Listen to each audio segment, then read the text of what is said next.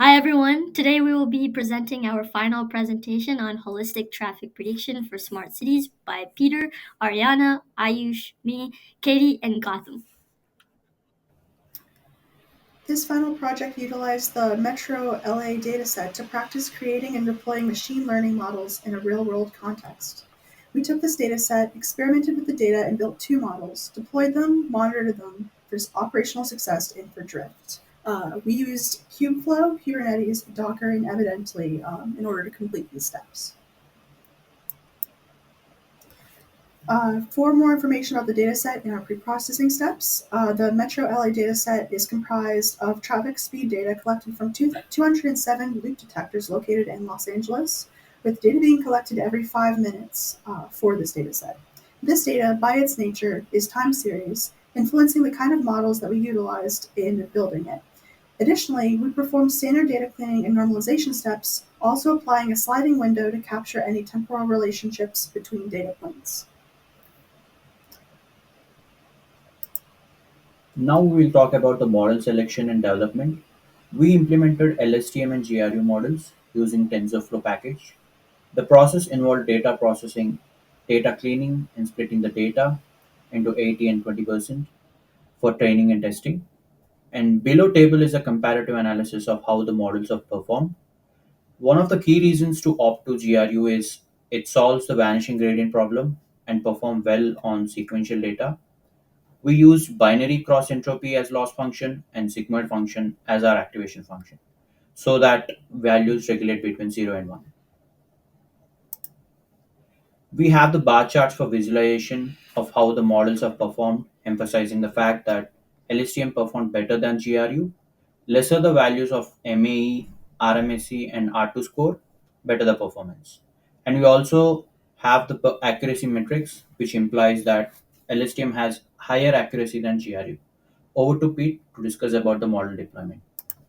Hi, this is Pete. So here we'll look at the entire folder that contains my prediction code, as well as all of the models and Keras files that came out of Gotham's original prediction Jupyter notebook. You'll see here that I have a Docker file that allows multiple commands at the same time, including get apt update, install the curl file commands, as well as everything that's inside this app folder. After that, I made sure that the program knew to copy requirements.txt, which I'll show you in a little bit, as well as the remainder of the folder itself. It then establishes an executable file called startup.sh, which I've defined here as well. Here's the startup.sh file. So every 10 seconds, it looks for this link itself, which prompts the prediction. And the next 10 seconds, it gives the report command as well. Every 10 seconds, it'll loop through that entire situation. After that, we'll look at the requirements.txt, which establishes this whole thing as an application that can be sent and deployed. You'll see that Flash, NumPy, Pandas, TensorFlow, Evidently, and SendGrid are all available as well. After that, we'll move on to Docker Hub, where I push the image successfully as a flash prediction.app, where you'll see all the commands that are in Docker file. After that, I created the container that I've currently exited, but can run at any time. You'll see that this container is on and available at this localhost link. It's going to go through its initial startup. While I'm doing that, I'm going to show you my Kubernetes deployment, where I have one current deployment and pod running at the same time, and I can scale it to any number of replicas I want, which can predict it every 10 seconds per pod that I have, or per replica. Let's go back to my Docker. You'll see that it's running, and I'll show you the Evidently output after that. It's currently going through predictions, and here's the report that it shows. You'll see that we have 6 drifted columns, which is possible due to the Wasserstein distance being a greater than 0.1, showing data drift. So I will get an email every 10 seconds saying that there is drift current in our data. Back to Ariana. Throughout this project, we gained hands-on experience with several takeaways and key challenges. Using Kubeflow for experiment tracking and Docker for containerization was challenging but beneficial. We built a Flask API to integrate machine learning models into live systems, which was a valuable skill to learn.